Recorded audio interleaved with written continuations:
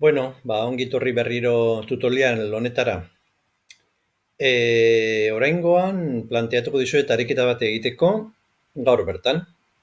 Egingo duguna da apunteak hartu. Apunteak hartzen badakigu, hau da, entzuten duguna, gure hitzekin, gure estiloarekin, idazten goaz, apuntatzen goaz, eskematizatzen goaz, bakoitzak nahi duen moduan. Bale? Bakoitza joango da egiten entzuten duenarekin. Baina aldaketatxu bat ere badaukagu. Taldeka, lanean ari garenez, apunte hauek izango dira bizkat apunte elkarbanatuak edo aberastuak taldekide guztiek esaten edo idazten duzuen guztiarekin. Azaltzen naiz. Lehenengo bakoitzak hartuko ditu apunteak entzuten duenarekin, bai? Eta bigarren gauza hori bukatuta gero, taldeka bakoitza letra badaukazu, ezta? A, B, C eta D. Orduan, lehenengo, amaituta, A personak bere apunteak irakurriko ditu edo komentatuko ditu. Komentatuko du, hitzez hitz, esaten, ahoz, berak idatzi duena, berak ulertu duena. Besteok, B, C eta D egiten duzuena da bakarrik entzun persona horri. Eta bukatzen duenean, persona horri galdetu aldiozu zer ez baduzue ulertu esan duena, ezin da bere apunteak begiratu, baina bai galdetu. Eta orduan, zuek, zuen apunteak aberastu egingo dituzue. Hau da, zuen apuntetan joango zarete ipintzen, A personak esan duen zerbait, zuek ez daukazuena, edo ez duzuena ondo lehen idatzi, edo ondo ulertu, eta abar. Bai? Gauza bakarra, idatziko duzue beste letra kolore batekin. Eta erabiliko duzuen letra kolorea besteen aportazioak zuek ere idazteko izango da kolore urdina. Bai, ulertzen da? Hori egingo dugu danok. Lehenengo, arekin egin duguna, gero egingo dugu berekin. Hau da, berak idatzita duen guztia, hau da, berarena gehi aurrekoari entzuta gehitu duena kontatuko du edo irakurriko du. Eta besteok, kasu honetan, beste hirurak, A, C eta D egingo duzuena da entzun eta gehitu zuen apuntetara zerbait faltatuko balitz edo entzun duzuena, zuek espaduzuena ez duzuela ondo idatzita. Bai? Eta horrela gero egingo du zek, irakurketa, besteok entzun eta zerbait gehiago nahi baduzue ipini, beti letra urdina, eta azkenean bardin dek kontatuko du, eta A, B eta zek gehituko dute bere apuntetara. Bale? Ulertu da? Oso ondo.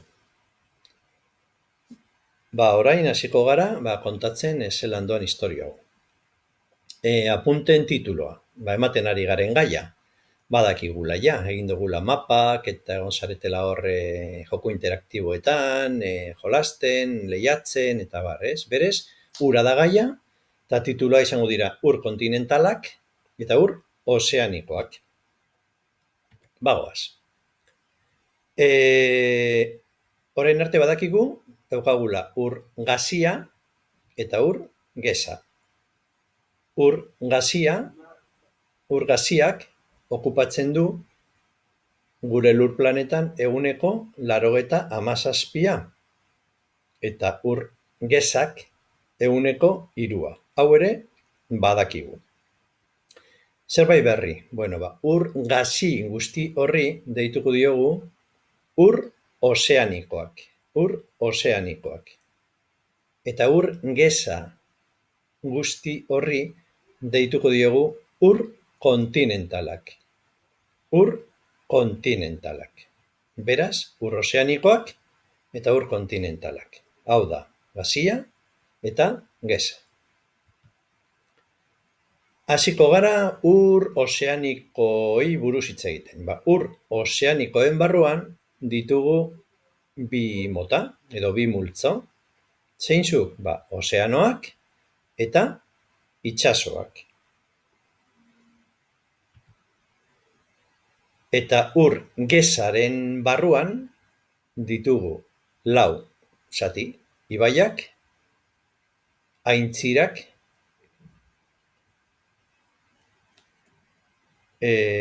lurpeko urak eta glaziarrak.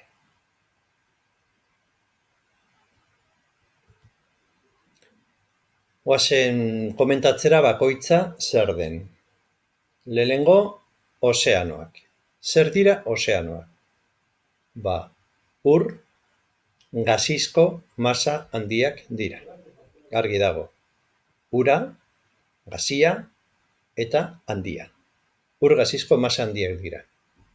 Eta lurrazalaren zatirik handiena estaltzen dute. Zeintzuk dira 5 ezagunenak, hauek ere nahiko landuta dituzen mapa interaktiboetan, ordena berdin da: Atlantikoa, Barea, Indiakoa, Artikoa eta Antartikoa. 5 horiek dira ezagunenak eta handienak.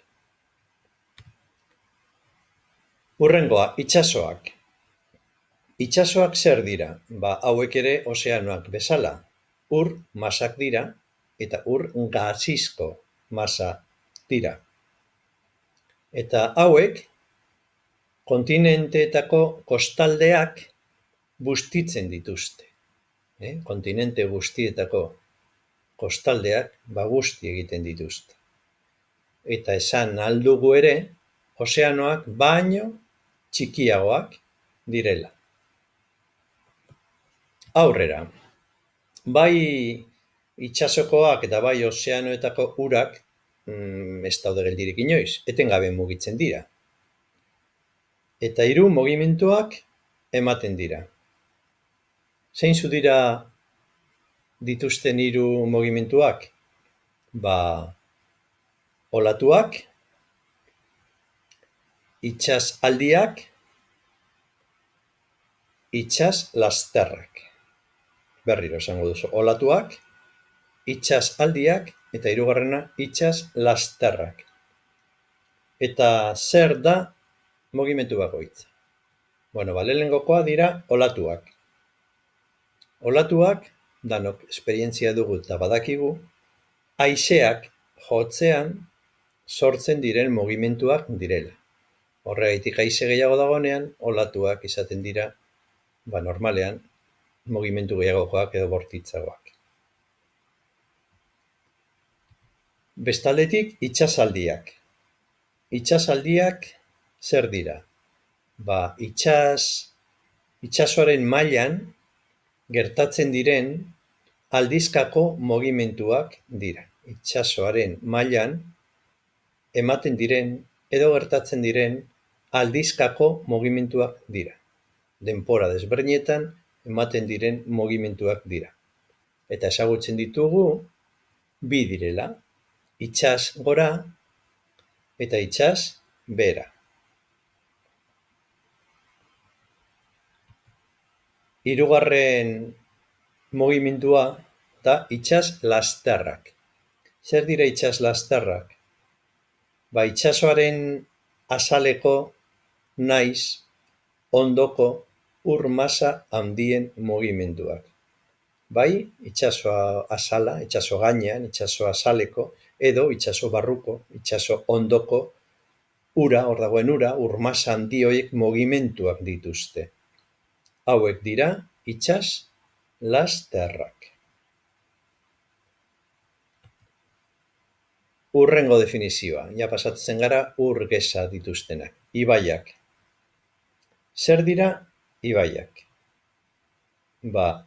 Alde batetik ur gezak direla esan dugu lehen, eta etenik gabeko ur laster gezak direla esan ahal dugu. Etenik gabeko ur laster gezak direla. Ur laster esan nahi du besterik gabe ur mugimenduak, ur korronteak. Eta etenik